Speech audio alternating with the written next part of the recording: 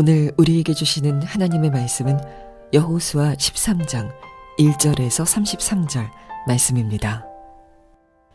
여호수아가 늙고 나이가 많아졌다. 주님께서 그에게 말씀하셨다. 너는 늙었고 나이가 많은데 정복하여야 할 땅은 아직도 많이 남아있다. 남아있는 땅은 이러하다.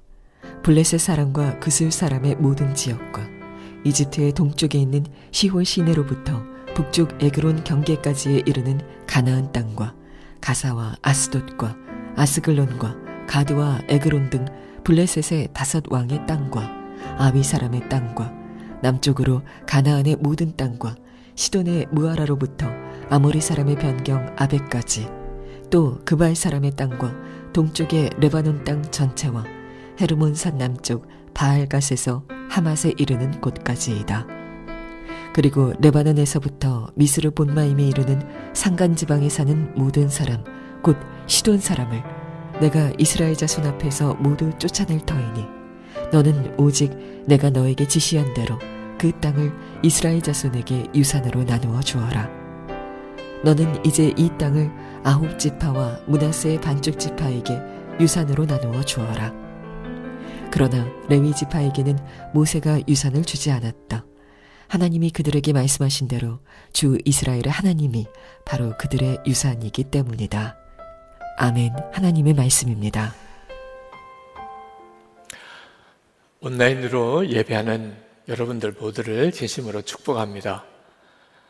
여러분들도 온라인으로 예배하는 일이 여전히 좀 낯설겠지만 저도 카메라만 보고서 여러분을 믿음으로 그려가며 말씀을 전하는 일이 여전히 저에게 있어서 참 쉽지 않습니다. 그러나 저는 이 시간에 여러분의 모습이 제 눈에 보이지는 않지만 믿음으로 주님이 여러분을 보게 하십니다. 그러면서도 제 안에 더 큰 갈망은 보이지 않으시는 예수님을, 그 예수님을 바라보는 것입니다.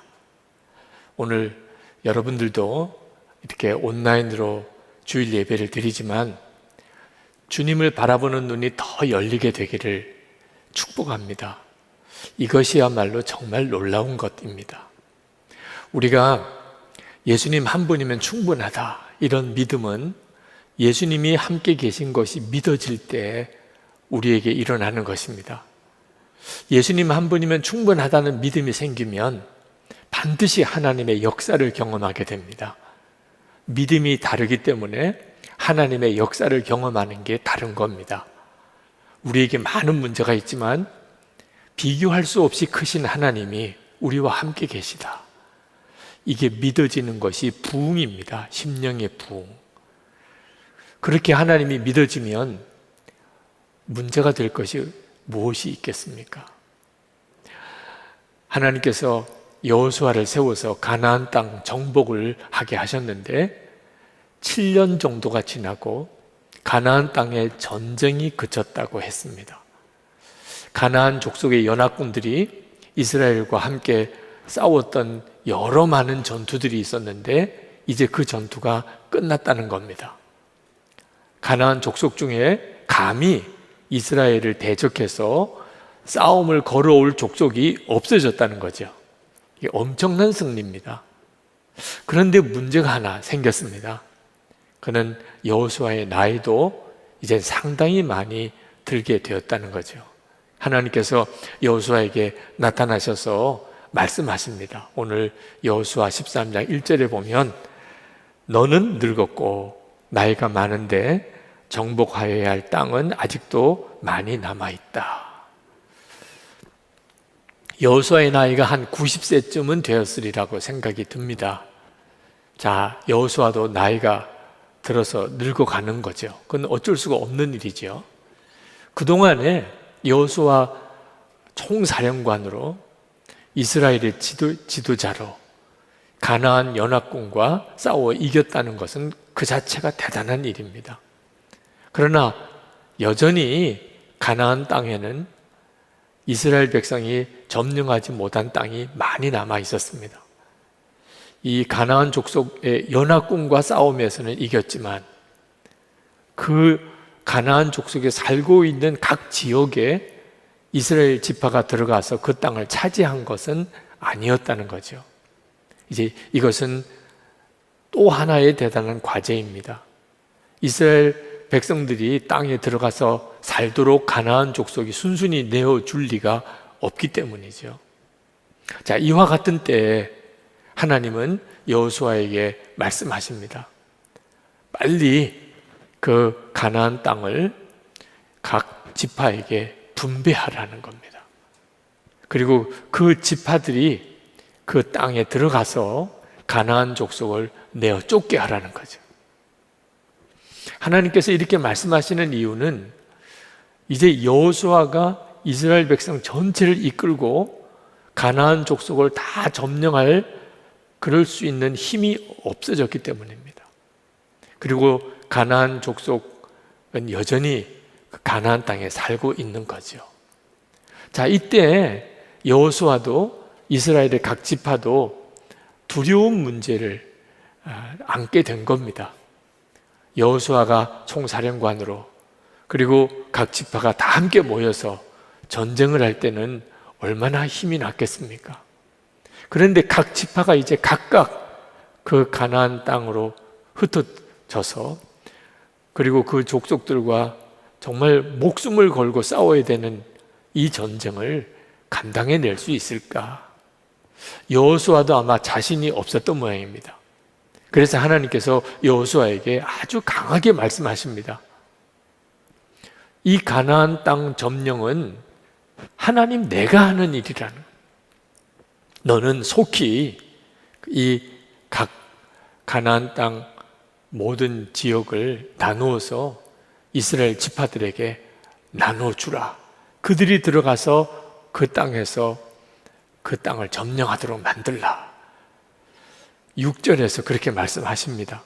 내가 이스라엘 자손 앞에서 모두 쫓아낼 터이니, 내가 쫓아낼 터이니, 하나님이 그렇게 말씀하십니다. 너는 오직 내가 너에게 지시한 대로 그 땅을 이스라엘 자손에게 유산으로 나누어 주어라. 하나님은 이스라엘 백성을 가나안 땅에 들어가서 그곳을 차지하게 하기 위해서 처음에는 모세를 세우셨습니다.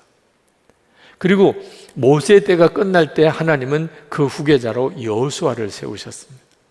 그리고 지금까지 가나안 연합군과의 전쟁을 이기게 하셨습니다. 근데 하나님은 이제 그 나머지 이스라엘 백성을 통하여 가나안 땅을 점령하게 하는 일을 각 지파들이 완성하게 하시겠다는 것입니다. 하나님의 계획은 이 모든 일을 하나님이 친히 하신다는 겁니다.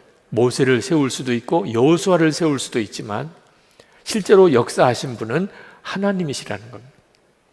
여호수아는 나이가 많이 들었습니다. 이제는 전쟁을 계속 수행하기가 어려워진 나이가 되었습니다. 근데 하나님은 그걸 걱정하신 게 아닙니다. 하나님이 정말 걱정하신 것은 이스라엘 그 지파가 여호수아만 바라보게 되는 것이 걱정이었습니다. 여호수아가 앞장서서 전쟁을 이끌어 주어야 되는데 이런 믿음으로 그들이 안주해 있는 것이 하나님에게는 더 큰 문제였습니다. 이스라엘 각 지파가 하나님을 바라보고 하나님을 믿고 그들 스스로를 통하여도 주님이 역사하심을 믿고 자기에게 분배된 땅에 들어가서 그 땅을 차지할 수 있어야 진정으로 하나님을 믿는 것이기 때문에 그렇습니다. 그래서 하나님께서 여호수아에게 속히 가나안 땅을 믿음으로 각 지파에게 배분하여 나누어 주고 그들로 그 땅을 점령하라고 하신 것입니다. 이스라엘 지파에게 필요한 것은 하나님을 바라보는 믿음의 눈을 뜨는 것입니다. 그리고 이미 이긴 전쟁이다. 여호수아가 가나안 연합군과 싸워서 이겼습니다. 그 가나안 땅은 실제로 전쟁이 끝난 것과도 같은 것이라고 말씀했습니다. 이긴 전쟁을 싸운다. 그래서 각 지파별로 자기에게 주어진 땅에 들어가서 그 땅을 점령하는 일이었습니다.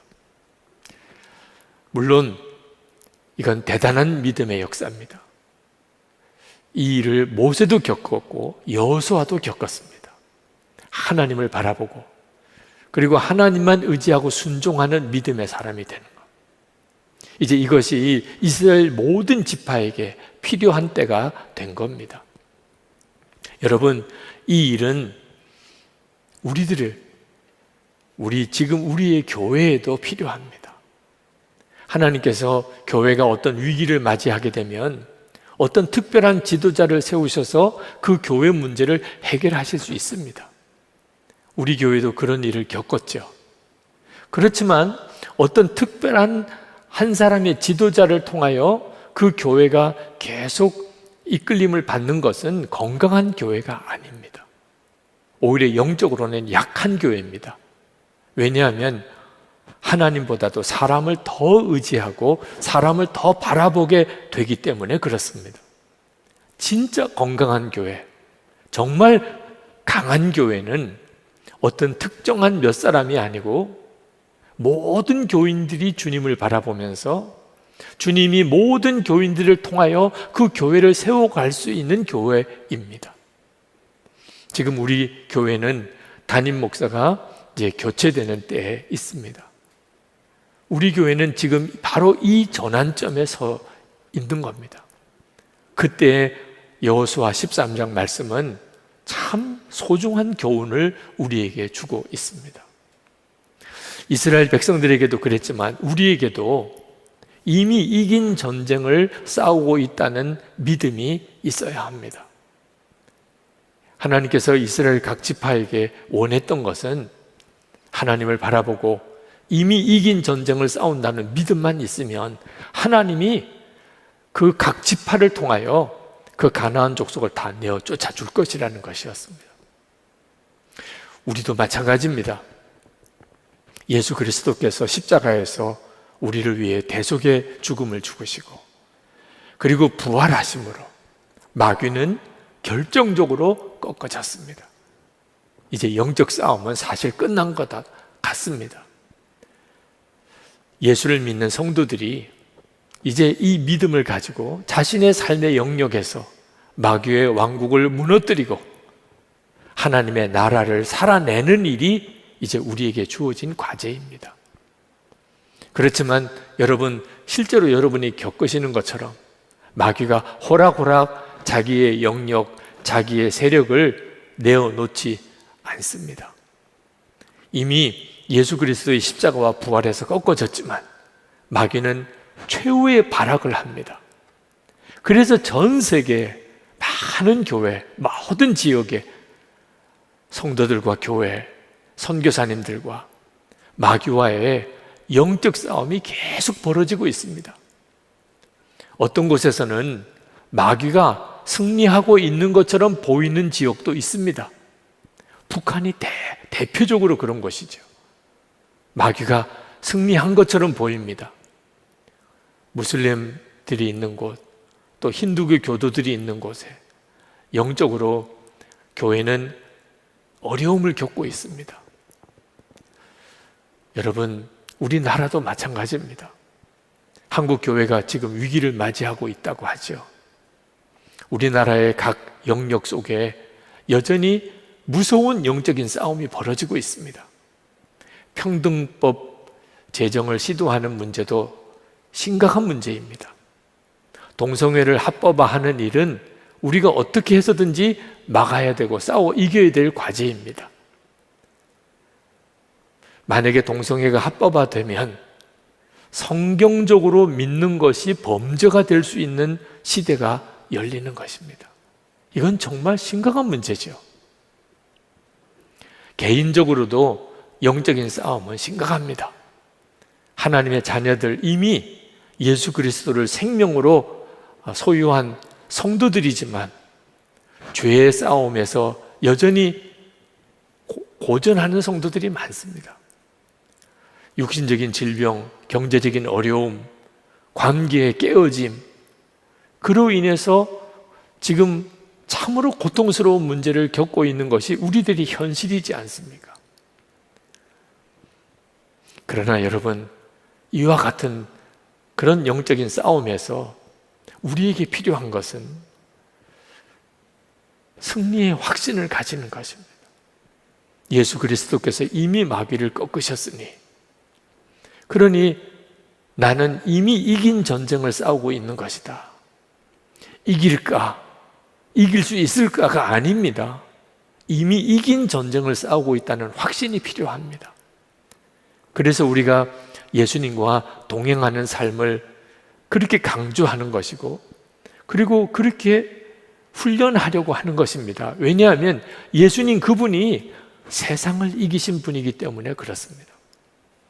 요한복음 16장 33절에 이렇게 말씀하셨습니다. 이것을 너에게 이르는 것은 너희로 내 안에서 평안을 누리게 하려 함이라. 세상에서는 너희가 환난을 당하나 담대하라. 내가 세상을 이겼노라. 세상을 이기신 예수님을 바라보는 것, 세상을 이기신 예수님이 내 생명이 되시는 것을 진짜 믿는 사람은 환난을 당해도 두려워하지 않습니다. 그는 반드시 이기고 그 마음의 심령 속에는 놀라운 평안이 그를 사로잡아 주는 것입니다. 로마서 10장 10절에 보면 우리가 마음으로 믿어 의에 이르고 입으로 시인하여 구원에 이른다고 말씀했습니다. 근데 참 안타까운 것은 많은 성도들이 영적인 싸움을 싸울 때, 여러 가지 시험과 환난을 겪을 때 죽겠어요, 힘들어요, 못 살겠어요, 더 이상 견딜 수가 없어요, 왜 나만 이런 어려움을 겪어야 되나요? 그런 한탄을 합니다. 그것은 문제가 어렵기 때문이 아닙니다. 예수님을 바라보는 믿음의 눈을 뜨지 못하고 이미 이긴 싸움을 싸우고 있다는 확신이 없기 때문에 그렇습니다. 많은 목회자들과 성도들을 상담하면서 느끼는 겁니다. 우리에게 여러 가지 유형의 시험과 문제가 많지만 결국 그 문제는 하나로 규결이 됩니다. 정말 예수님께서 나와 함께 계시는 것을 믿느냐? 주님이 내 생명이 되셨음을 믿느냐? 여기에 모든 문제가 다 좌우됩니다. 나는 이미 죽었고 예수님이 내 생명이십니다. 나는 이제 오직 주님만 따라갑니다. 주님께만 순종합니다.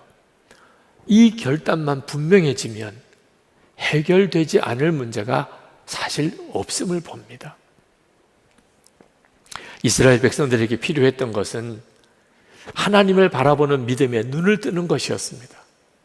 각 지파들이 자기에게 주어진 땅에 들어가서 그 땅을 점령할 때 그들은 군사의 수를 보지도 않고 또 지휘관이 여호수아냐 아니냐 하는 것도 문제가 아니고 하나님을 바라보는 눈이 열리게 그 믿음만 분명하면 하나님이 그들을 통해서 그 땅에 있는 모든 족속을 다 내어 쫓아 주실 거라는 거죠. 그래서 하나님께서 하신 일이 참 놀라운 일이 있으신데, 레위 지파에게 땅을 나누어 줄 때 레위 지파에게는 땅을 주지 않은 것입니다. 14절 말씀에 이렇게 말씀합니다. 모세는 레위 지파에게만 유산을 주지 않았는데 그것은 하나님께서 그에게 말씀하신 대로 주 이스라엘의 하나님께 불살라 드리는 제물이 그들의 유산이기 때문이다. 하나님은 레위 지파에게 거룩한 성직의 사명을 주셨습니다. 그래서 온 이스라엘 지파를 대표해서 하나님께 제사 드리는 일을 감당하게 하셨습니다. 그리고 하나님의 율법을 잘 간직해서 그걸 기록하고 그리고 이스라엘 백성들에게 그것을 가르치는 일을 맡기셨습니다. 이 일에 전념하게 하기 위해서 레위 지파에게는 땅을 주지 않은 겁니다. 농사 짓고 양치고 하는 일을 면제시켜 준 거죠. 그리고 이스라엘 백성들이 하나님께 제사를 드리러 올 때 가지고 온 제물이 레위 지파의 재산이 된 겁니다. 그들이 먹고 사는 재산이 된 겁니다. 그런데 이것이 의미하는 것이 있습니다. 그 영적인 의미가 중요합니다. 하나님이 레위 지파의 기업이라는 것입니다. 33절에 다시 그 말씀을 하고 있습니다. 그러나 레위 지파에게는 모세가 유산을 주지 않았다. 하나님이 그들에게 말씀하신 대로 주 이스라엘의 하나님이 바로 그들의 유산이기 때문이다. 하나님이 레위 지파의 기업이라는 것입니다. 저는 이 말씀을 묵상하면서 하나님이 왜 레위 지파에게 땅을 주지 않으시고 하나님이 기업이라고 하셨는지 성령께서 깨우쳐 주시는 것이 있었습니다. 하나님이 레위 지파를 그렇게 하신 것은 온 이스라엘 지파들이 땅이 없는 레위 지파를 보면서 하나님이 주시는 땅이 이 세상에 있는 것만 아니구나. 하나님의 나라에 있는 것이 진짜구나. 하나님이 우리의 기업이 되실 수 있구나. 그 사실의 증인으로 레위인을 삼으신 겁니다. 사실 하나님이 기업이시라는 것은 이스라엘 전 지파가 받은 축복입니다. 하나님이 기업인 백성이죠. 그런데 왜 레위 지파에게만 유독 땅을 주지 않으시고 하나님이 기업이라고 하신 것일까요? 다른 지파들이 보라는 것입니다. 저 레위 지파는 자기들의 소유의 땅이 없어. 하나님이 저들의 기업이시래. 그러면서 하나님이 기업이 될 수 있구나. 그 사실을 항상 기억하게 하는 증인으로 레위 지파를 삼으신 겁니다. 하나님을 바라보는 눈을 계속 열게 하신 거죠. 그러면 하나님이 이스라엘 각 지파를 통해 역사할 수 있기 때문입니다. 여러분, 지금 우리들에게도 하나님이 내 기업이다 이렇게 선언할 수 있는 레위 지파의 믿음이 필요합니다. 저는 여러분에게 오늘 정말 성령의 주시는 감동으로 여러분에게 호소하고 싶습니다. 여러분의 이 시대에 영적인 레위 지파가 되고 싶지 않으십니까? 주님께서 여러분을 그렇게 오늘 부르고 계시지 않습니까? 예수님 한 분이면 충분합니다. 담대하게 그렇게 고백하고 세상 모든 사람, 주위 사람들이 저 사람은 예수님과 동행하는 사람이래. 그렇게 소문나는 사람이 되는 겁니다. 여러분 중에는 솔직히 말해서 이 땅에 기업이 없고 하나님이 기업이 되시는 레위 지파가 불쌍해 보이는 분들이 있으실 겁니다. 나는 레위 지파 되기 싫어. 하나님이 기업이신 것 그 참 좋은 말이긴 한데 현실적인 만족감이 없는 거죠. 여러분 누구나 다 믿음이 성장하는 과정에서 그런 단계를 거칩니다. 하나님의 말씀이 참 좋은 말씀이긴 한데 솔직히 현실적인 믿음이 아닌 거죠. 그렇지만 여러분 이런 믿음에 그냥 머무르는 것은 대단히 심각한 문제입니다. 부자 청년이 예수님에게 찾아와서 영생을 구했습니다. 그 영생에 대한 갈망이 실제로 있었던 거죠. 그러나 그 부자 청년은 예수님께서 가진 모든 재산 가난한 사람에게 다 나누어주고 나를 따르라. 그러면 하늘에서 상급이 크리라 말씀하셨습니다. 그냥 재산을 나누어주라는 거 아닙니다. 하늘에서 상급이 클 것이라고 약속하셨습니다. 그러나 부자 청년에게는 그 말씀이 고민거리가 되었습니다. 세상의 재산을 다 나눠주고 하늘나라의 상급을 취할 건가? 결국은 어떻게 결론 내립니까? 영생을 포기하고 세상 재산을 택합니다. 왜? 여전히 그 믿음이었기 때문에. 하나님의 나라는 나에게 실제가 아닙니다. 세상의 땅은 그건 내게 있어서 너무나 중요합니다. 이런 믿음의 수준으로는 끝까지 예수님을 따라가지 못합니다. 진정 구원받은 자의 삶을 살지 못합니다. 여러분, 이 믿음에서 빨리 벗어나야 합니다. 얼마 전 뉴스에 세계 최고의 부자들이 우주 여행을 했던 그런 소식을 보았습니다. 아마존의 창업자인 제프 베이조스, 또 테슬라의 창업자인 일론 머스크 같은 사람들이 이미 우주를 다녀왔고 또 앞으로 우주 여행을 할 계획이 있다는 뉴스가 나왔습니다. 참 멋있는 일이기도 하고 대단한 일이기도 합니다. 그리고 사업상으로도 아마 앞으로 굉장한 돈을 벌 수 있는 그런 사업 아이템이기도 할 것입니다. 그런데 여러분, 이 우주를 정복하고 우주를 여행하는 것보다 더 크고 중요하고 시급한 문제가 있다는 것을 알아야 합니다. 우리의 영혼의 구원의 문제입니다. 만약에 우리 영혼이 구원받지 못했는데, 영생을 얻지 못했는데 우주를 정복한들, 그 우주를 정복한 것이 다 무슨 의미가 있겠습니까? 저는 어제 토요일 39세 젊은 나이에 하나님 앞에 부름을 받은 남자 집사님 입관 예배를 인도했었습니다. 사랑하는 가족과 함께 휴가를 갔다가 자기 생일에, 39세 되는 생일에, 그러나 갑작스러운 사고로 하나님 앞에 갔습니다. 우리의 삶은 어떤 일이 어떻게 일어날지 모르는 삶 속에 살고 있습니다. 과연 내게 있어서 영혼에 대한 준비는 확실히 되어져 있는 건지, 내 땅, 진짜 내가 누릴 하나님의 나라의 내 기업은 내게 진짜 분명한 건지, 여러분, 이것부터 분명히 확인하고 살아야 하는 겁니다. 저는 신학교 다닐 때 예수님 한 분이면 충분합니다, 이 고백을 못했습니다. 두려웠습니다. 솔직히 너무 두려웠습니다. 예수님 한 분이면 충분합니다, 예수님이 나의 왕이십니다, 이런 고백은 나머지를 다 포기해야 되는 것으로 그렇게 느껴졌습니다. 목회 실패해도 좋다, 아무것도 가진 것이 없어져도 좋다, 그런 의미로 받아들여졌습니다. 제가 목사가 되고, 이왕 목사가 되고 될 거면 저는 목회에 성공했다는 말을 듣고 싶었습니다.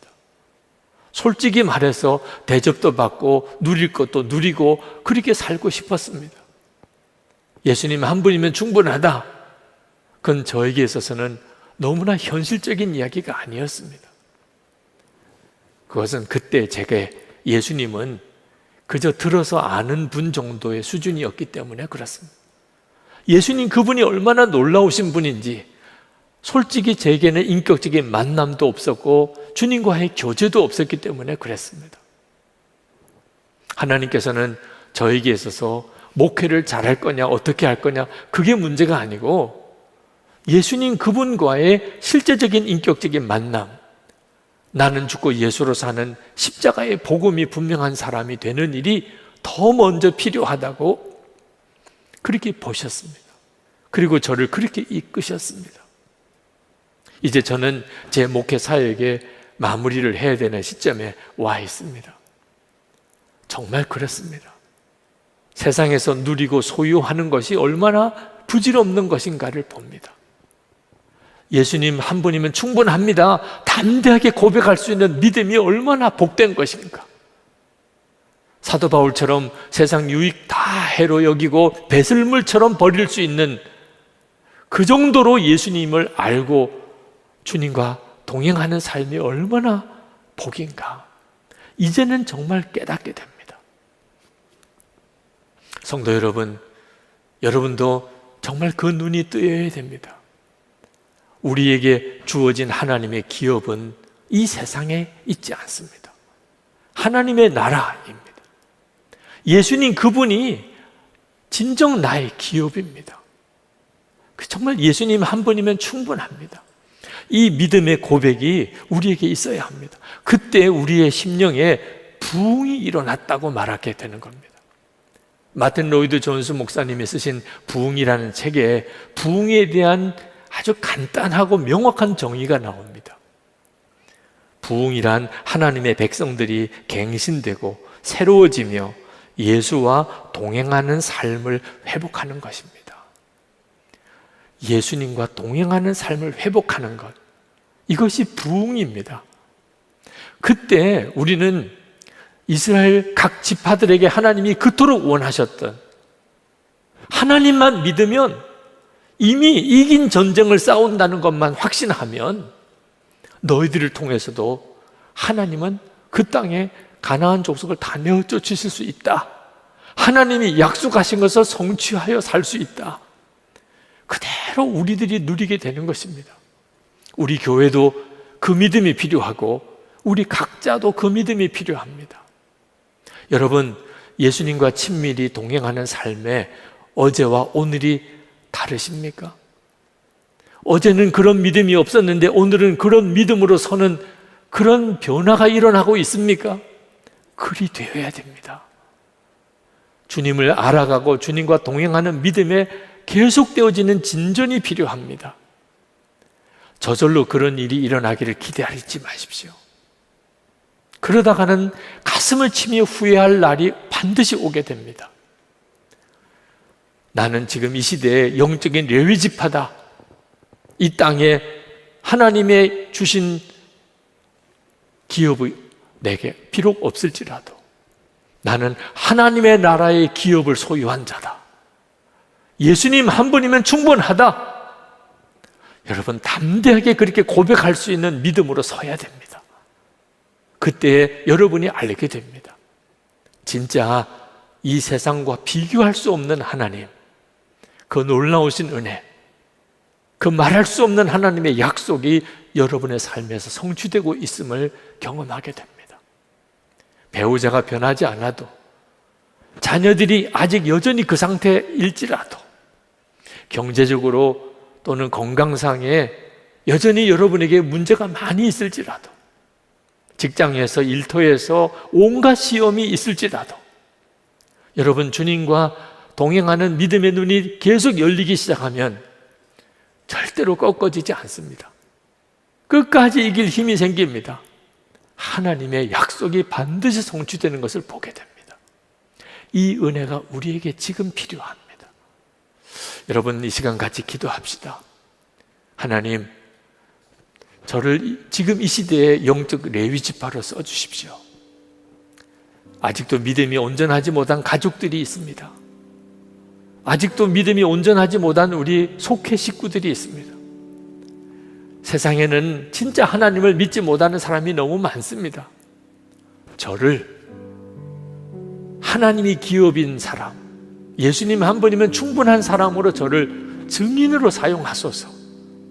여러분의 입으로 분명하게 고백하고 기도해 보시기 바랍니다. 반드시 하나님의 성령의 역사하심이 있으실 겁니다. 기도하겠습니다. 오늘 우리에게 주시는 하나님의 말씀은 골로새서 3장 15절에서 17절 말씀입니다. 그리스도의 평강이 너희 마음을 주장하게 하라. 너희는 평강을 위하여 한 몸으로 부르심을 받았나니 너희는 또한 감사하는 자가 되라.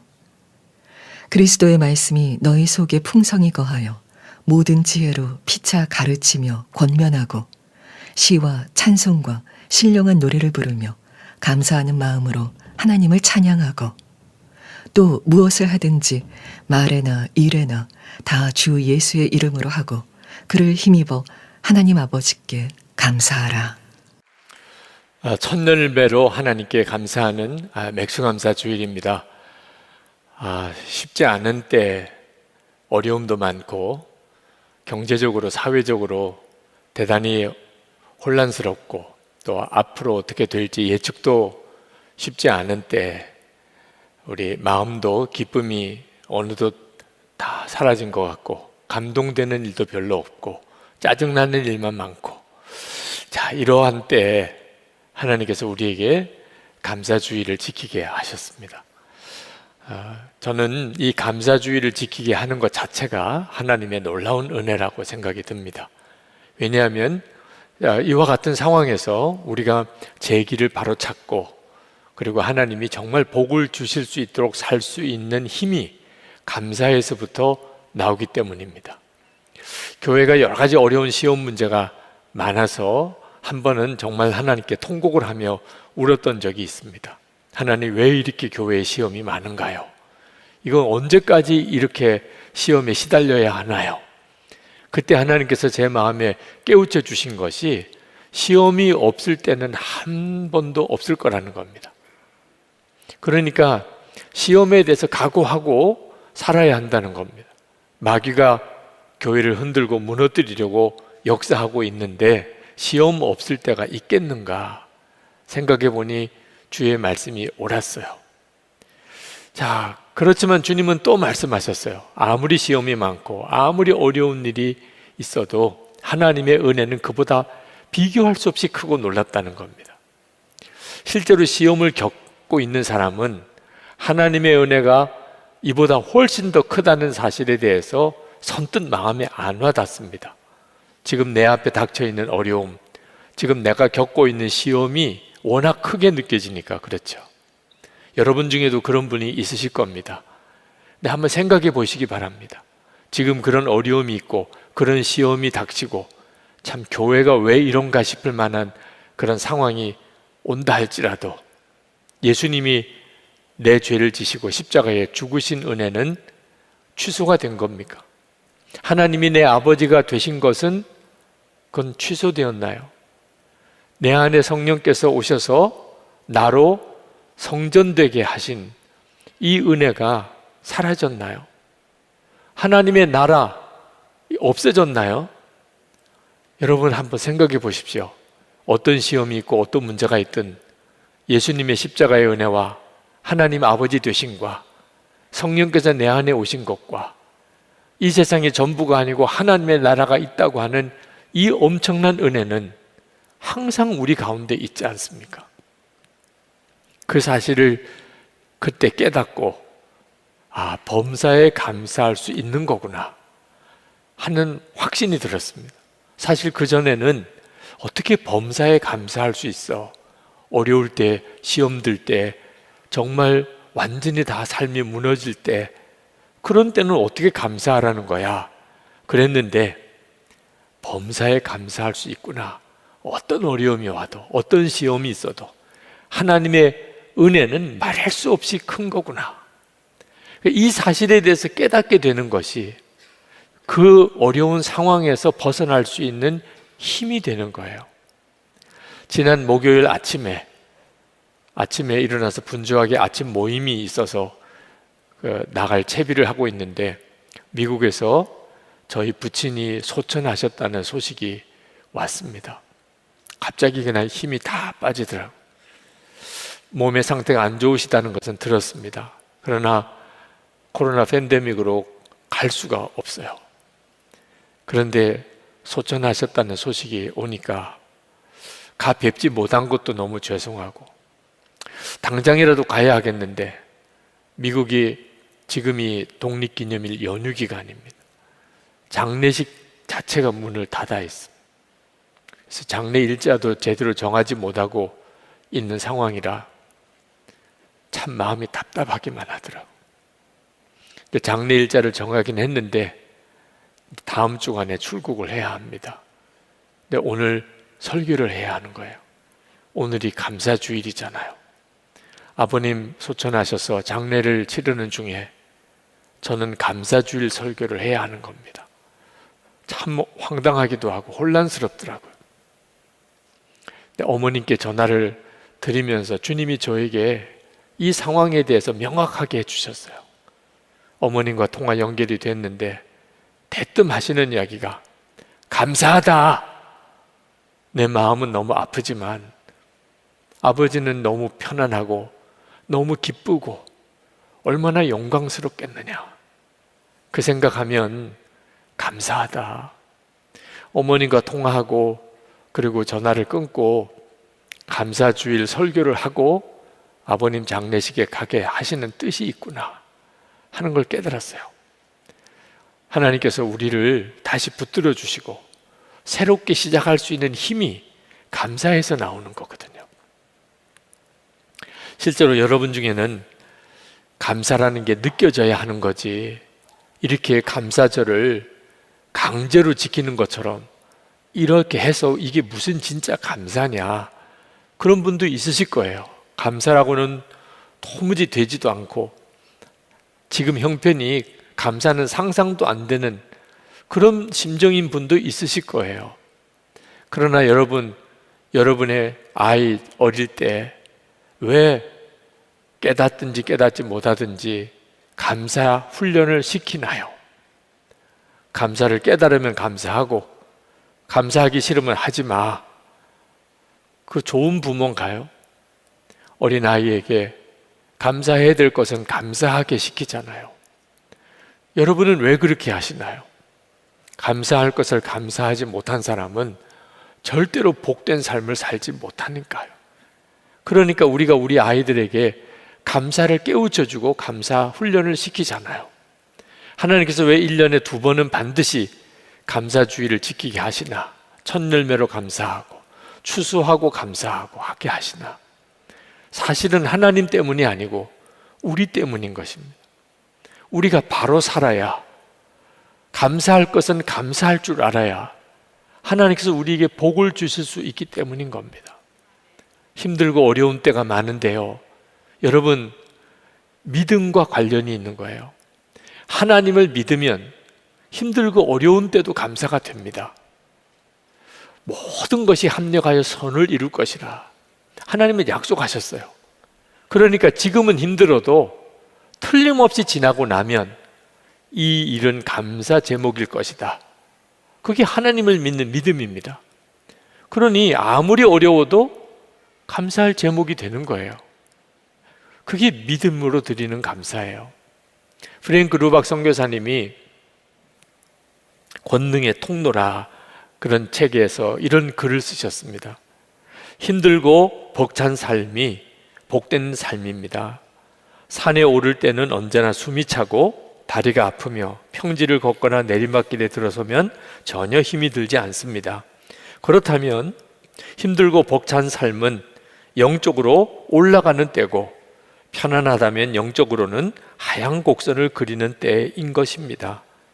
고난과 시련도 감사한 이유입니다. 여러분, 등산할 때 올라갈 때 힘들잖아요. 그때는 올라가는 때입니다. 편안하고 쉬울 때는 내려오는 때잖아요. 영적으로 보면 너무나 정확합니다. 지금 너무 힘들어요. 정말 지쳤어요. 이제 못 견딜 것 같아요.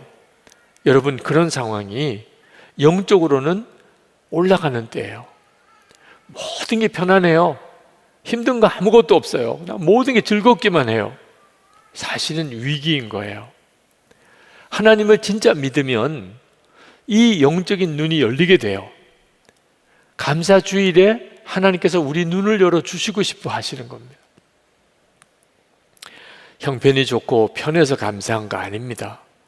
하나님을 믿으니까 감사하는 거예요. 중세시대 수도원이 많이 세워졌는데 그때 수도사들, 처음 수도원에 들어오는 그런 수련자들에게 그 수도원 생활에 대해서 가르칠 때 꼭 가르치는 내용이 하나 있었는데, 수도원과 감옥이 뭐가 다르냐 하는 겁니다. 수도원과 감옥을 구분하는 기준이 뭔가 하는 거예요. 똑같은 것 같아요. 외부와 차단이 됩니다. 그리고 이제 한번 들어오면 자기가 원한다고 임의로 나갈 수도 없어요. 이제는 모든 자유가 없어요. 겉으로 보면 수도원이나 감옥이나 비슷해 보입니다. 다른 게 있다면 수도원 안에는 감사와 찬송이 있어요. 예배가 있습니다. 감옥은 불평과 원망과 낙심이 있어요. 그 점이 수도원과 감옥을 가르는 거예요.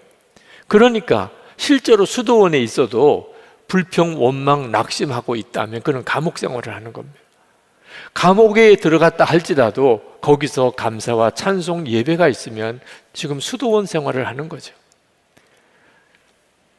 수도원 안에 들어왔다는 게 중요한 게 아니고 감사와 찬송이 중요하다는 것을 가르치는 거죠. 지금 우리의 삶의 형편이 달라져서 우리 인생이 바뀌는 게 아닙니다. 지금 이 형편 속에서 내가 감사하면 지금 천국을 살고 있는 것이고, 더보다 더 나은 형편에 있어도 불평하고 원망하고 산다면 지옥을 살고 있는 거죠.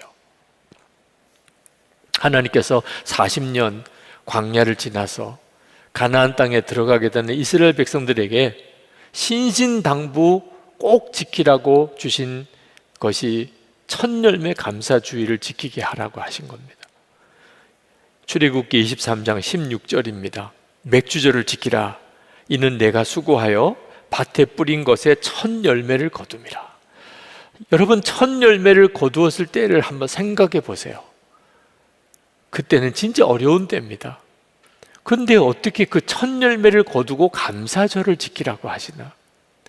막상 그 절기를 지키려고 하면 쉽지 않은 일이에요. 근데 하나님 왜 이렇게 하셨을까? 하나님이 뜻하신 것은 하나님이 이제 이 첫 열매를 주신 것처럼 올 한 해 나에게 크고 풍성한 열매를 주실 것을 믿으라는 거예요. 그 믿음을 보고 싶어 하시는 거예요. 첫 열매는 하나님이 정말 은혜의 문을 여신 시작입니다. 그러나 대부분은 그 첫 열매의 의미를 깨닫지 못하고 여전히 부족함을 느껴요. 만족이 안 돼요. 첫 열매 거두고 만족하는 경우는 거의 없습니다. 그래서는 하나님이 더 복을 주실 수 없는 거예요. 첫 열매 속에서 하나님이 앞으로 나에게 주실 모든 것을 믿음으로 바라볼 수 있는 사람, 그 믿음이 있어야 그 다음에 부딪히는 여러 가지 난관과 시련과 고비를 감당해 나갈 수 있는 거예요. 믿음이 있으니까 극복해 나가는 거죠. 그래서 하나님이 첫 열매 감사를 하게 하신 겁니다. 그리고 성경에 보면 놀랍게도 예수 그리스도를 첫 열매라는 표현을 쓰셨어요. 고린도전서 15장 20절에 그러나 이제 그리스도께서 죽은 자 가운데서 다시 살아 잠자는 자들의 첫 열매가 되셨도다. 예수 그리스도의 부활을 굳이 첫 열매라고 표현하신 것은 하나님께서 이스라엘 백성들에게 첫 열매로 감사를 드리라고 하는 그 내용과 밀접한 관련이 있기 때문에 그렇습니다. 하나님이 그렇게 첫 열매 감사를 강조하셨던 이유는 예수 그리스도를 예표하기 때문입니다. 예수 그리스도가 부활의 첫 열매이십니다. 그 말은 나도 부활한다는 거예요. 첫 열매이신 예수님이 부활하셨고 그 예수님 안에 있는 나도 부활할 것을 믿게 하시려고 첫 열매가 되게 하신 거예요. 실제로 부활하셔서 지금 나와 함께 계시는 예수님을 믿음으로 바라볼 때 우리는 첫 열매 감사의 믿음이 생깁니다. 감사 신앙이 뜨거워지는 거예요.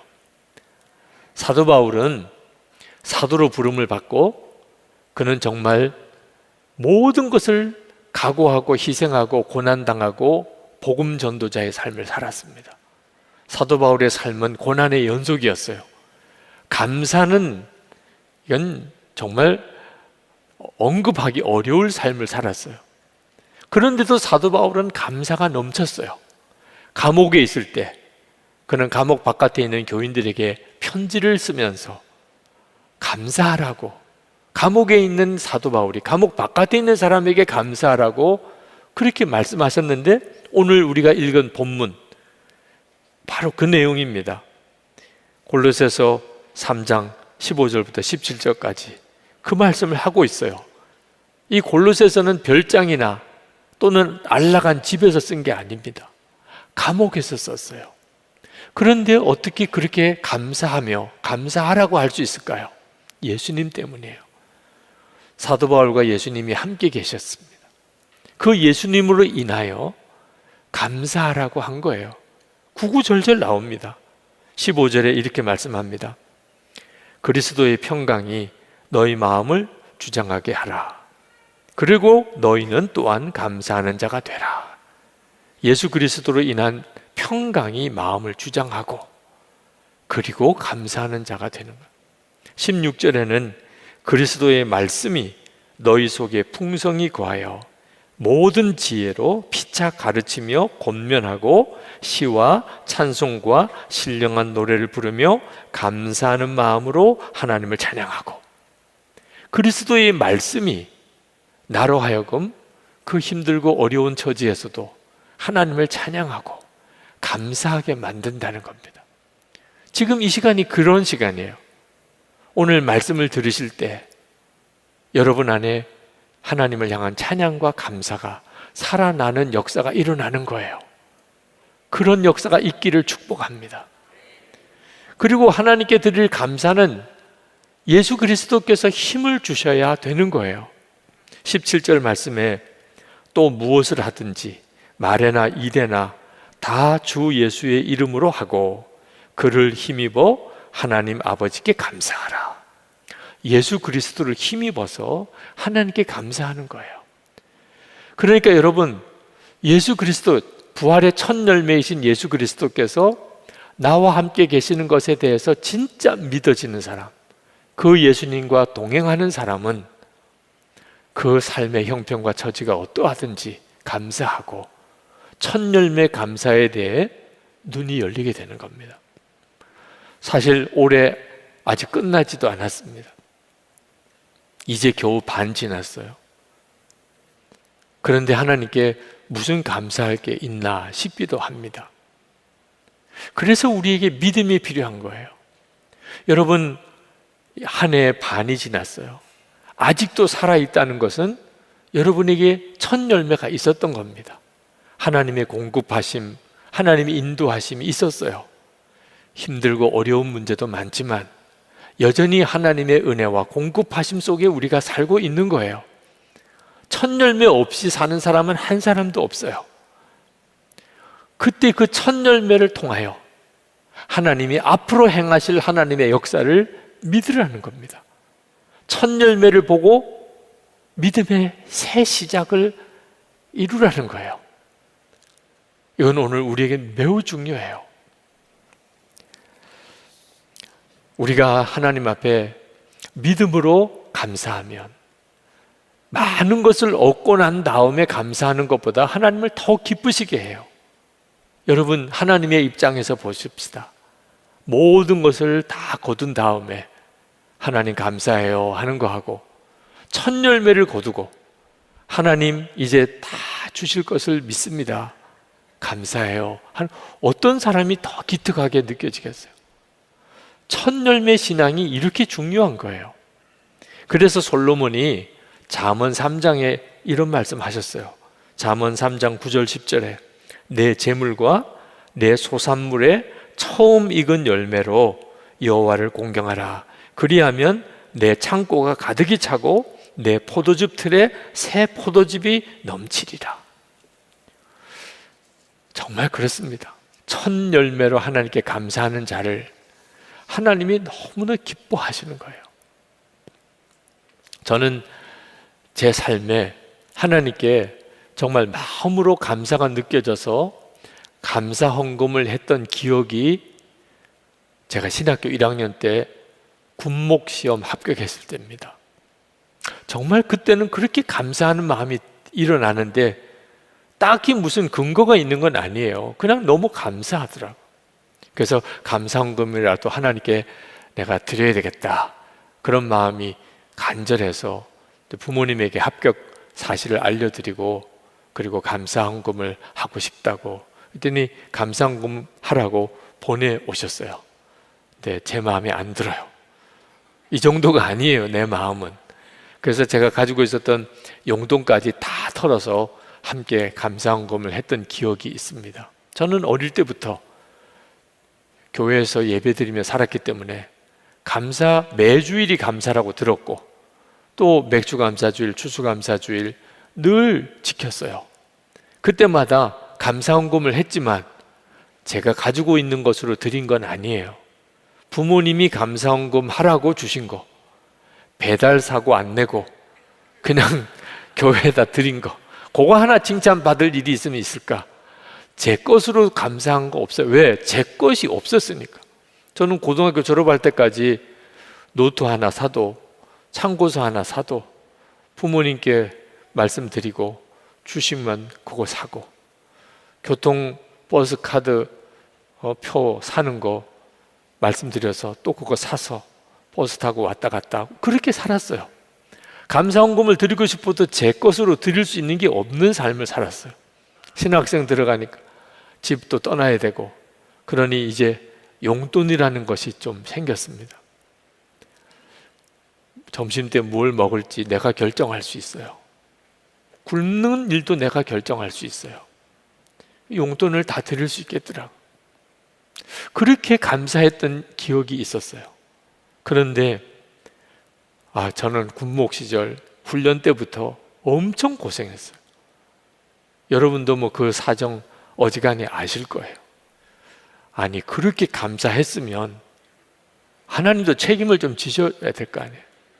아니, 그런 감사한 마음을 주시고 또 감사하게 하시고는 세상에 제가 지금까지 겪었던 가장 어려웠던 기간이 군목 훈련 받을 때부터 제대할 때까지입니다.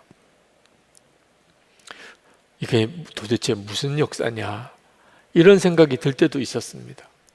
그런데 더 깊이 생각해 보니 제 삶이 완전히 뒤집어진 것, 진짜 제가 거듭나게 된 것, 나는 죽고 예수로 사는 십자가의 복음을 명확하게 알게 된 것, 하나님의 나라에 대한 소망의 눈이 분명히 뜨이게 된 것, 다 그 군목 시절이에요. 훈련 받을 때부터 제대할 때까지. 그 기간이 저의 생애에 가장 어려웠던 시간이고 가장 은혜가 충만했던 시간이었어요. 하나님 앞에 그렇게 감사하게 하신 뜻이 있구나. 감사는, 특히 첫 열매 감사는 아직 실체가 없는 때예요. 그냥 시작인 때입니다. 그러나 너무너무 중요해요. 첫 열매 감사, 이 맥주 감사 주일을 하나님이 기뻐하시는 증거가 이 맥주절 절기에 성령을 보내주신 겁니다. 성령이 강림하신 날이 언제냐면 오순절이라고 합니다.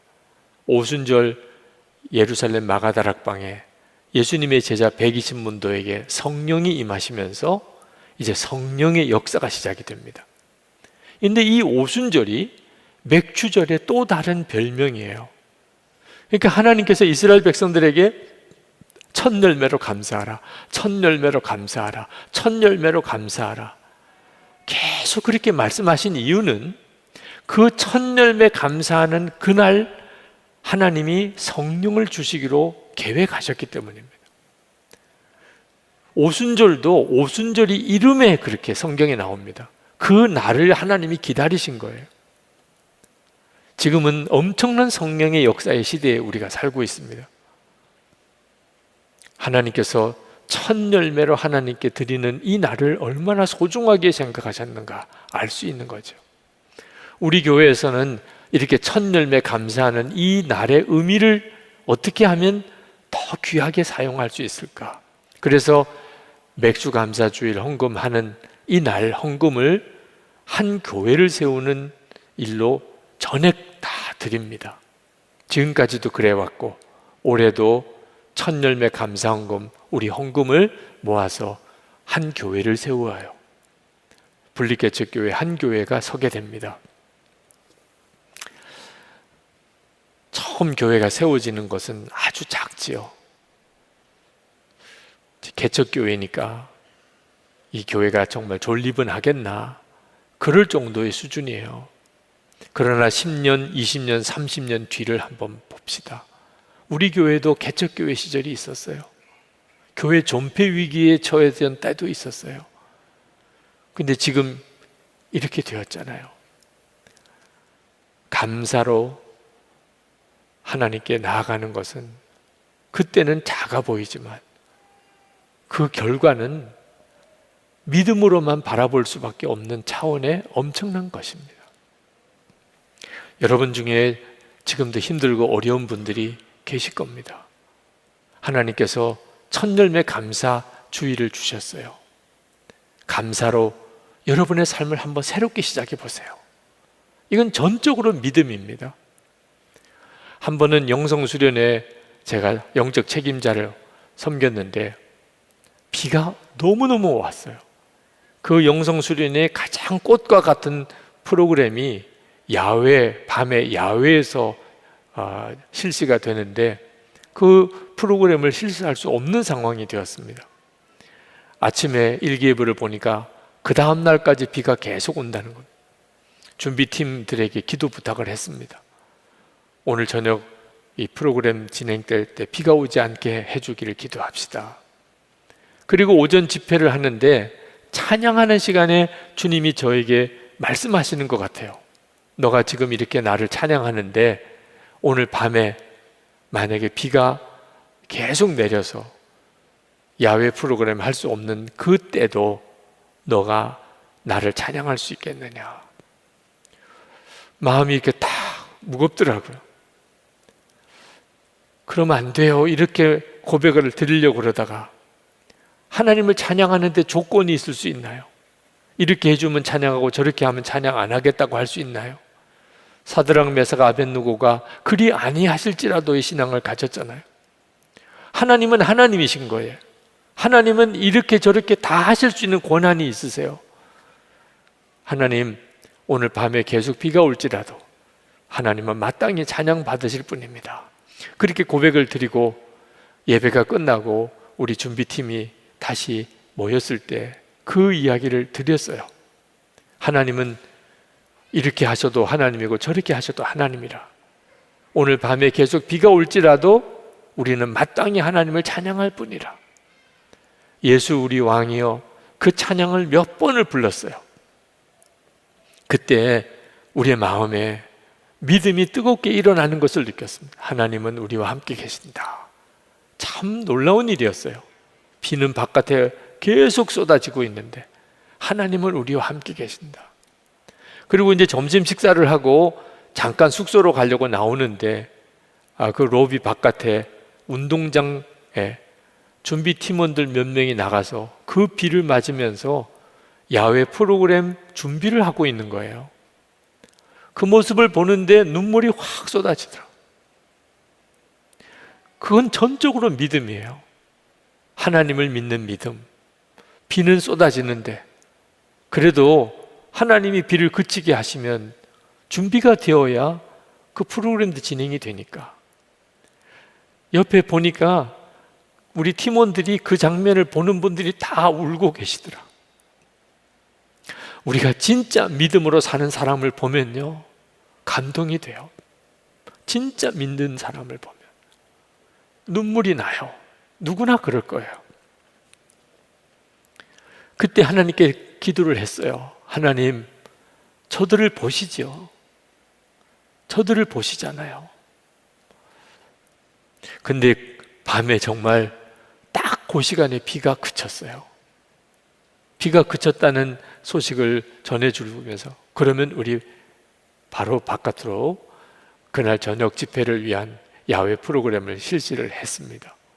딱 끝날 때까지만 비가 안 왔어요. 만약에 준비를 안 해놨다면 비가 그쳐도 우리는 속수무책이었어요. 준비를 했으니까 나갈 수 있었던 거죠. 여러분, 이 첫 열매 감사는 믿음이에요. 하나님을 믿는 거예요. 지금 내게 주어진 첫 열매는 너무 작아요. 그래도 여러분, 하나님이 하신 거예요. 우리를 먹이고 입히고 살리는 건 모든 것은 하나님이 주신 거예요. 그렇다면 하나님께 마땅히 믿음으로 감사하는 거예요. 이 시간에 여러분 모두의 삶 속에 정말 하나님의 살아계심의 증거가 있기를, 여러분이 다 그 증인이 되기를 축복합니다. 씨앗처럼 작아 보여도 생명만 있으면 엄청난 열매가 맺어져요. 큰 나무가 됩니다. 하나님의 역사를 우리가 다 한번 경험해 봅시다.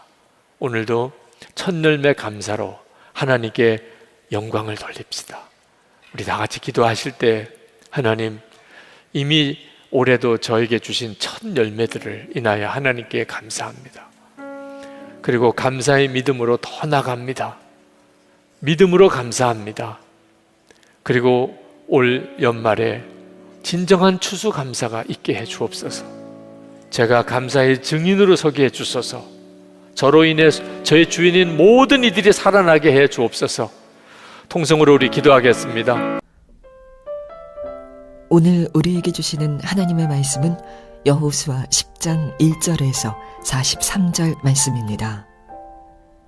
예루살렘 왕 아도니세덱은 여호수아가 아이성을 점령하면서 여리고 성과 그 왕에게 한 것과 똑같이 아이성과 그 왕을 전멸시켜서 희생제물로 바쳤다는 소식과 또 기브온 주민이 이스라엘과 화친하고 그들과 함께 살고 있다는 소식을 듣고 몹시 놀랐다. 기브온으로 말하면 왕이 있는 도성처럼 큰 성읍이고 아이성보다도 더 큰 성인데다가 기브온 주민은 모두 용맹한 전사들이었기 때문이다. 그래서 예루살렘 왕 아도니세덱은 헤브론 왕 호함과 야르뭇 왕 비람과 라기스 왕 야비아와 에글론 왕 드빌에게 전가를 보냈다. 내게로 와서 나를 도와주십시오. 우리가 함께 기브온을 칩시다. 기브온이 여호수아와 이스라엘 자손과 화친하였다고 합니다. 그리하여 아모리 족속의 5왕 곧 예루살렘 왕과 헤브론 왕과 야르뭇 왕과 라기스 왕과 에글론 왕이 연합하여 그들의 모든 군대를 거느리고 올라와서 기브온을 공격하려고 진을 쳤다. 주님께서 아모리 사람들을 이스라엘 자손에게 넘겨주신 날에 여호수아가 주님께 아뢰었다. 이스라엘 백성이 보는 앞에서 그가 외쳤다. 태양아 기브온 위에 머물러라. 달아 아얄론 골짜기에 머물러라. 백성이 그 원수를 정복할 때까지 태양이 멈추고 달이 멈추어 섰다. 야살의 책에 해가 중천에 머물러 종일토록 지지 않았다고 한 말이 바로 이것을 두고 한 말이다. 주님께서 사람의 목소리를 이날처럼 이렇게 들어주신 일은 전에도 없었고 뒤에도 없었다. 주님께서는 이처럼 이스라엘을 편들어 싸우셨다. 그들이 이 5왕을 여호수아에게 끌고 오자 여호수아가 모든 이스라엘 사람을 불러 모으고 그와 함께 전투에 나갔던 지휘관들에게 명령하였다. 가까이 와서 너희 발로 이 왕들의 목을 밟아라. 그러자 그들은 가까이 나아가서 발로 왕들의 목을 밟았다. 여호수아가 지휘관들에게 말하였다. 두려워하지 말고 놀라지 마시오. 굳세고 용감하시오.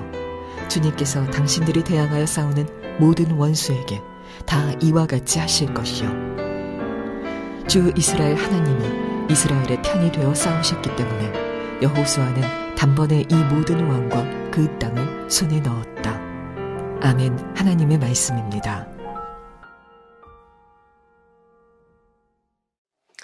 안녕하세요. 오늘도 은혜로운 주일 예배가 되기를 축복합니다. 여러분들이 이 설교 영상을 들으실 때 저는 미국에 있을 겁니다. 제가 미국으로 출국하기 전에 먼저 오늘 주일 예배 설교 영상을 녹화해서 예배 때 여러분과 함께 하게 된 것을 양해해 주시기를 바랍니다. 우리가 예수님을 믿게 되면 예수님을 믿는 삶 자체가 기적입니다.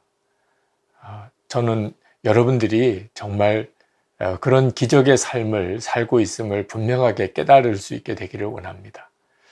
예수님께서 첫 번째 이적을 행하셨던 때가 가나 혼인 잔치에서 물을 포도주로 바꾸신 기적입니다. 이것을 표적이라고 그렇게 표현을 했는데 이 말은 누구든지 예수님을 구주로 영접하면 이처럼 물이 포도주가 되는 기적의 삶을 살게 된다는 의미입니다. 여러분들은 예수님을 믿으시고 이런 표적이 있는 삶, 정말 물이 포도주가 되는 것 같은 변화된 삶을 살고 계십니까? 여호수아 10장에서는 아주 엄청난 전쟁 이야기가 또 나옵니다. 기브온이 이스라엘 편이 되었다. 이스라엘과 화친하고 이스라엘 백성들의 종이 되었다 하는 소식을 듣고 아모리 족속 5왕이 연합군을 형성해서 이 기브온 족속을 치러 오게 됩니다. 거기에 보면 예루살렘 왕 아도니세덱, 헤브론 왕 호암, 야르뭇 왕 비람, 라기스 왕 야비아, 에글론 왕 드빌이 연합군을 이루게 되었습니다. 이 기브온 족속으로서는 정말 황당한 일이고 또 절체절명의 위기를 맞이하게 된 거죠. 우리가 예수님을 믿겠다고 결심했을 때 우리가 흔히 겪게 되는 일이기도 합니다. 기브온 족속은 여호수아에게 다급하게 자신들을 구원해 달라는 요청을 했습니다. 그러나 사실 여호수아로서도 어떻게 해볼 수 없는 정말 대단히 어려운 문제였습니다. 그 전에 여리고성 또 아이성을 공격할 때와는 차원이 다른 전쟁입니다. 이 여호수아 10장은 상당히 긴 성경인데 그만큼 그 전쟁이 대단한 싸움, 정말 엄청난 그런 싸움이라는 의미이기도 하죠. 자, 두려움에 빠져 있는 기브온 족속을 어떻든지 도와야 하는데 그 연합군 5 족속의 연합군과 싸우는 일에 대하여 여호수아가 참 막막한 상황에 있을 때에 하나님의 응답을 받습니다. 하나님께서 여호수아에게 두려워하지 말라. 내가 함께 하겠다. 내가 반드시 이기게 해주겠다 하는 말씀을 하십니다. 8절 말씀입니다. 그들을 두려워하지 말아라. 내가 그들을 너희 손에 넘겨주었다. 그들 가운데에서 한 사람도 너를 당할 수 없을 것이다. 여호수아는 이 하나님의 말씀을 믿습니다. 그 자체도 대단한 일이죠. 그리고 담대하게 이 아모리 5 왕 연합군과 싸우러 나가게 됩니다. 그리고 결과적으로 대승리를 거두게 됩니다. 근데 이 여호수아 10장에는 우리가 너무나 잘 아는 여호수아가 해와 달을 멈춘 엄청난 기적이 이 전쟁 이야기 속에 나옵니다. 저는 이 여호수아가 어떻게 해와 달을 멈추는 이런 기적을 행했을까? 이 성경을 설교 준비하면서 저에게 있어서 가장 중요한 관심사이기도 했습니다. 그러나 사실 하나님께서는 천지를 지으신 하나님이십니다. 해와 달을 멈추는 일 정도야 하나님은 얼마든지 하실 수 있으시겠죠. 근데 문제는 어떻게 여호수아가 해와 달아 멈추라 이런 선언을 할 생각을 했겠는가? 또 어떻게 그런 믿음을 가졌는가 하는 것입니다. 저는 여호수아의 심정을 한번 묵상해 보았습니다. 여호수아는 그때 어떤 마음이었을까? 도대체 여호수아는 어떻게 해와 달에게 멈추라는 명령을 한 것일까? 사실 여호수아가 이 아모리 5 왕과 연합군과 싸우려고 할 때 그때의 그 상황은 여호수아에게도 대단히 두려운 상황이었을 겁니다.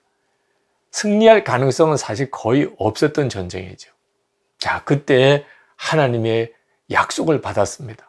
한 사람도 남기지 않고 너희들이 다 죽일 것이다. 이런 엄청난 약속을 받았습니다. 그리고 그 약속을 믿고 이스라엘 군대를 동원해서 기습작전을 시작을 한 겁니다. 자, 그때 하나님께서는 정말 여호수아 군대와 함께 해주셨습니다. 놀라운 기적적인 승리가 일어나게 된 거죠. 근데 문제는 시간이었습니다. 대승리를 거두고는 있었지만 아직까지 아모리 연합군이 다 죽은 게 아닌데 날이 어두워지는 것입니다. 해가 져가는 것입니다. 밤이 되면 이제 전쟁은 그쳐야 됩니다. 하나님의 약속은 이루어지지 않았는데 다 이루어진 게 아닌데 날이 저물어 가는 겁니다. 그때 여호수아의 심정이 어땠을까요? 그때 여호수아는 아니야, 이럴 수는 없어. 아직까지 아모리 연합군이 살아있는 군사들이 많아. 하나님의 말씀은 반드시 이루어지는데 이렇게 끝날 수는 없어. 그리고는 그는 해를 향하여 달을 향하여 멈추라. 그렇게 외쳤던 거죠. 12절에 태양아 기브온 위에 머물러라. 달아 아얄론 골짜기에 머물러라.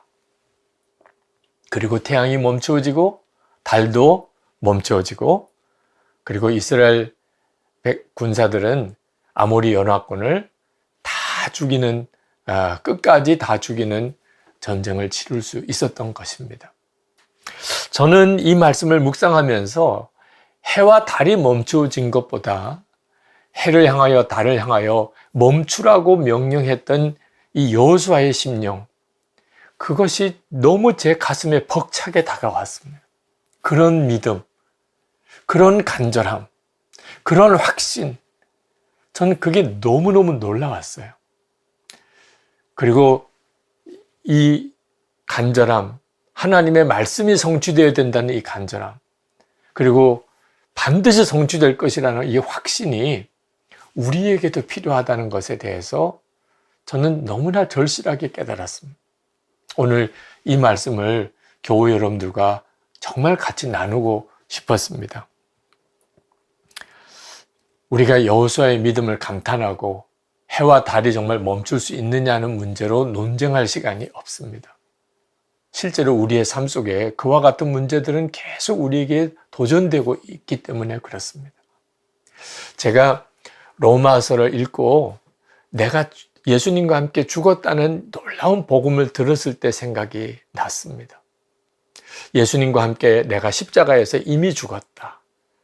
그 놀라운 복음을 깨닫게 되었을 때 저는 여호수아가 아모리 연합군과 싸울 때 그 해와 달을 향하여 멈추라고 그렇게 외쳤던 때와 같은 그런 정말 절박감, 간절함, 그리고 참 놀라운 확신이 그때 제 마음을 사로잡았었습니다. 저는 솔직히 처음에는 내가 예수님과 함께 이미 죽었다. 예수를 믿는 사람은 누구든지 세례받을 때 예수님과 연합하여 죽고 예수님으로 사는 자가 되었다. 이 믿음을 믿는 것도 두려웠습니다. 그걸 고백한다는 것은 사실 감히 상상도 하기가 어려웠습니다. 정말 이렇게 믿어도 될까? 이렇게 설교해도 될까? 성경 말씀은 분명히 그 말씀인데 그걸 믿는 것이 두려웠습니다.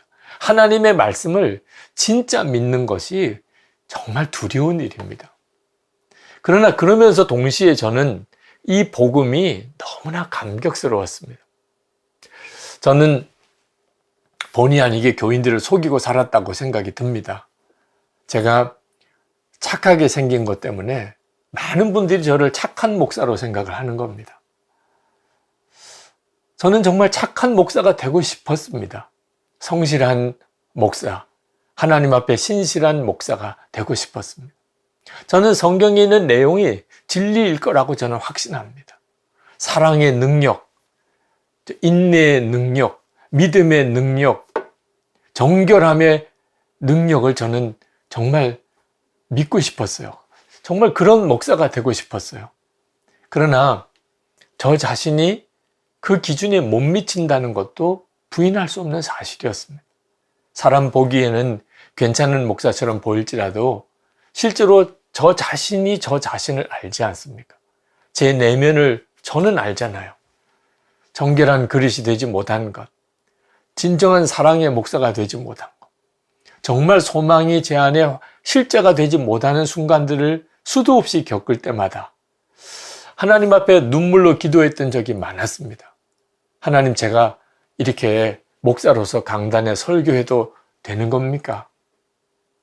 만약에 제가 자격이 없다고, 하나님이 세우신 게 아니라고 주님께서 한마디만이라도 하신다면 저는 모든 것을 다 내려놓고 싶었습니다. 그런 절박한 처지에 내적인 어떤 좌절감 속에 그렇게 헤매고 있었던 그때 하나님께서 제게 주신 응답이었어요. 제가 이미 예수님과 함께 죽었다는 것입니다. 저는 이 말씀이 저에게 진짜 복음이었습니다. 내가 내 죄와 또 자아에 늘 굴복하는 저 유기성은 예수님과 함께 이미 죽었다. 그건 저에게는 구원이었습니다. 정말 놀라운 복음이었습니다. 제가 목사로서 그동안 한 번도 해보지 않았던 것이 무엇인지를 그때 깨달았습니다. 제가 이미 죽었다는 사실을 정말 믿고 또 그 복음을 선포하지 않았던 것. 그게 제가 그동안에 하나님의 종으로, 목사로 정말 좋은 목사가 되고 싶은 마음에 애는 썼지만 한 번도 시도해 보지 않았던 일이었다는 걸 알았습니다. 그래서 저는 제가 예수님과 함께 이미 죽었다는 것, 예수님의 생명으로 산다는 복음을 아멘으로 붙잡은 거죠. 저는 그 신앙 고백이 여호수아가 해와 달을 멈추라고 명령한 것과 비교할 수 없이 엄청난 일이라고 저는 개인적으로 고백합니다. 내가 죽었다고 고백한다. 그 말을 들을 때 사람들은 얼마나 웃을까? 얼마나 조롱할까? 아니, 멀쩡하게 살아있으면서 자기가 죽었다니. 그런 사람들의 반응을 예상하면서도 하나님의 말씀이니까 내가 죽었다고 외치는 것이 그때는 나에게 있어서는 마치 여호수아가 해를 향하여 멈추라고 선언하는 것과 같았고, 그때 그렇게 믿었고 그렇게 고백했던 것 때문에 지금 제가 있다고 저는 그렇게 믿습니다. 그 믿음 때문에, 그 고백 때문에. 여러분, 여호수아만 아니고 우리 모두가 다 태양을 향하여 멈추라, 달을 향하여 멈추라고 이렇게 선언하는, 정말 하나님의 말씀이면 반드시 이루어진다는 분명한 믿음, 그리고 그렇게 되었기를 원하는 갈망이 있어야 합니다. 이것이 바로 하나님께서 우리에게 원하시는 믿음입니다. 하나님의 말씀이 우리의 삶 속에 이루어지지 않을 때 의심만 해서는 안 됩니다. 하나님의 말씀 자체를 의심하는 것은 참 어리석은 일입니다. 하나님의 말씀이 제 삶에 이루어지기 원합니다. 하나님의 말씀은 반드시 되니까, 이루어지니까 말씀하신 줄 믿습니다. 하나님, 저를 증인으로 삼아주세요. 그렇게 기도하는 일이 필요합니다. 여호수아는 생포한 그 아모리 5 왕을, 그 이스라엘의 군대 지휘관들의 앞에 그들을 생포한 그들을 끌고 나와서 그 왕들의 목을 지휘관들이 발로 밟으라고 그렇게 지시를 했습니다. 25절에 보면 두려워하지 말고 놀라지 마시오. 굳세고 용감하시오. 주님께서 당신들이 대항하여 싸우는 모든 원수에게 다 이와 같이 하실 것이요. 도대체 여호수아는 왜 그렇게 하라고 했을까요? 이스라엘의 군대 지휘관들로서는 사실 그 전쟁에 나갔을 때 그 아모리 왕 그들의 존재는 사실 너무나 두려움의 대상이었습니다. 감히 맞대결할 수도 없을 만큼 그들에게 있어서는 그 아모리 왕의 존재 자체가 너무나 커 보였습니다. 그런데 그 왕의 목을 자기 발로 밟을 때 이스라엘 군대의 지휘관들은 어떤 느낌이었을까요? 여호수아는 이제 앞으로 우리가 가나안 족속과 싸운 전투가 많을 텐데 어떤 어려운 환경과 어떤 어려운 여건 속에서라도 하나님의 말씀은 반드시 이루어진다. 하나님이 우리와 함께 하시면 반드시 이긴다 하는 그런 그 확신의 감각, 그 믿음에도 감각이 있는 겁니다. 믿어진다는 표현을 쓰는 게 그거죠. 그 아모리 왕의 목을 발로 밟았을 때 그 느낌, 이길 수 있다. 얼마든지 이길 수 있다. 그 감각을 이스라엘 지휘관들에게 심어주고 싶었던 것이죠. 저는 하나님께서 지금 우리들에게도 똑같이 하고 싶어 하신다고 믿습니다. 우리가 바벨론 세상 가운데 정말 다니엘처럼 삽니다. 그런 우리에게 필요한 것이 무엇입니까? 하나님만 믿고 주의 말씀대로만 살면 반드시 승리한다. 그런 믿음인 거죠. 정말 믿어지는 역사가 필요한 거죠. 예수님은 죽은 자를 살리셨습니다. 병든 자를 고치셨어요. 나면서 걷지 못한 자를 일으키시고 나환 자들의 그 몸을 깨끗하게 하셨습니다. 예수님의 그 행적 속에는 수많은 기적이 나옵니다. 그리고 예수 믿는 모든 사람에게도 동일한 기적이 있다고 말씀하셨어요. 물이 포도주가 되는 이런 기적이 모든 그리스도인의 삶 속에 있다는 거예요. 조건이 하나 있습니다. 그 예수님이 지금도 나와 함께 계시는 것을 진짜 믿고 바라보는 것입니다. 그때 예수님께서 복음서에서 행하셨던 그 기적이 그대로 우리의 삶 속에도 나타나는 겁니다. 옥스퍼드 대학의 어느 수업 시간입니다. 신학적인 관점에 대한 그런 시험을 보는 시간이었습니다. 그때 주어진 과제는 예수님이 물을 포도주로 바꾼 기적의 종교적 의미에 대하여 서술하라 하는 주관식 문제였습니다. 많은 신학생들이 그 질문에 대한 정답을 이렇게 찾아서 써 가는데 한 신학생만은 그냥 눈을 감은 채 답안지를 작성하지 않는 겁니다. 시험관이 이제 시험이 다 끝날 때쯤 되어서 참 답답한 마음으로 그 신학생에게 그렇게 말을 했습니다. 무엇이라도 좋으니 그저 한마디만이라도 쓰라고. 그랬더니 그가 마지못해서 펜을 들고 거기에 한 구절, 짧은 한 구절을 썼습니다. 물이 주인을 만나니 얼굴이 붉어졌다. 참 명문이죠. 그 답의 주인공이 영국의 낭만파 시인 조지 고든 바이런입니다. 물이 주인을 만나니 얼굴이 붉어졌다.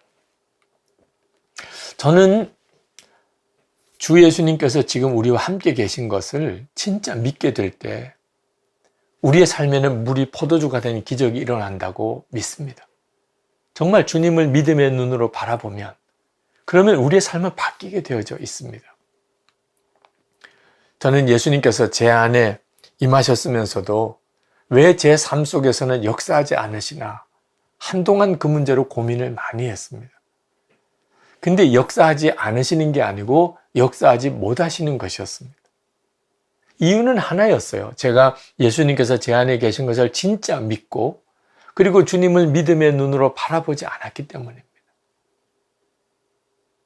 그러니 주님이 역사를 하지 못하셨던 거죠.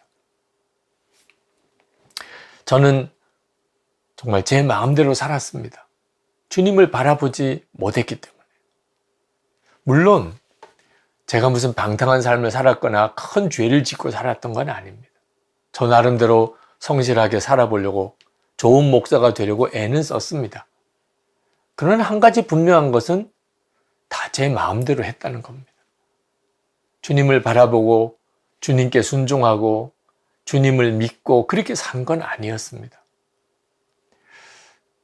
근데 그게 저에게 있어서 참 애통한 정말 회개할 제목이었습니다. 그것 때문에 주님은 역사하지 못하셨던 거죠. 여러분, 우리에게도 오늘 해가 멈추고 달이 멈추는 기적이 필요합니다. 그러나 이미 우리 안에 그런 기적이 일어나고 있음을 알아야 합니다. 예수님께서 우리의 죄를 다 지시고 십자가에 대신 죽으셨습니다. 이건 정말 기적 중의 기적입니다. 하나님이 우리 같은 자를 아들, 딸로 삼으시고 그리고 우리를 사랑하십니다. 우리 안에 성령께서 오셔서 그리고 우리와 늘 동행하셔 우리를 도우시고 우리를 인도하십니다. 예수님을 계속 바라보게 하십니다. 여호수아가 해와 달을 멈춘 것과 비교가 안 되는 정말 기적 중의 기적이 이미 우리 안에 일어나고 있습니다. 저는 목회하면서 또 개인적인 삶에 있어서 참 난감하고 답답한 문제가 일어날 때마다 예수님께서 제 안에 계시는 이 기적과 기적 중의 기적인 사건을 항상 기억합니다. 이미 제 안에 기적 중의 기적이 일어나고 있습니다. 그 사실을 잠잠히 묵상하면 그러면 제 삶에 일어나는 모든 문제들에 대해서 주님께 완전히 맡길 수가 있게 되는 것을 깨닫게 됩니다. 저는 해와 달을 멈추는 기적을 행할 수 있는 사람은 못 됩니다. 어느 누구도 마찬가지일 겁니다. 그러나 주 예수님께서 제 안에 계시다는 이 엄청난 기적, 그 기적이 제 안에 일어나고 있음을 저는 확신합니다. 그것이 제 삶의 모든 것을 바꾸는 것을 봅니다. 어느 목사님이 제가 매일 예수님을 바라보기 위하여 성도들에게 예수 동의 일기를 쓰라고 권하는 것에 대해서 그렇게 말씀하시더라고요. 유기성 목사님이나 그런 일기를 쓰는 거지 교인들에게는 그건 불가능한 일입니다. 괜히 교인들에게 부담 주지 마세요. 제가 그 목사님께 정색을 하고 물었습니다. 목사님과 제가 다른 게 뭡니까?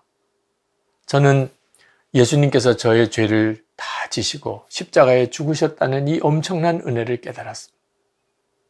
하나님은 저를 사랑하시는 아버지가 되시는 것.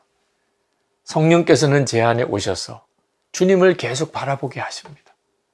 주님은 저와 동행하십니다. 그 은혜가 저만 받은 은혜입니까? 목사님은 아니십니까? 왜 유기성 목사나 할 수 있다고 말하는 겁니까? 예수님께서 제 안에 계시니 저도 주님을 바라보려고 하는 것. 그건 지극히 당연한 일 아니겠습니까? 어느 신학생이 저에게 어떻게 하면 성공적인 목회를 할 수 있겠는지 말씀을 한마디만 해달라고 하시더라고요. 저는 그 전도사님에게 말했습니다. 성공적인 목회를 하려고 하지 마세요. 오히려 예수 그리스도께서 전도사님을 사로잡으시는 것을 믿으세요. 하나님의 나라를 바라보는 눈을 뜨세요. 그리고 정말 진짜 주의 종이 되기를 그걸 갈망하세요.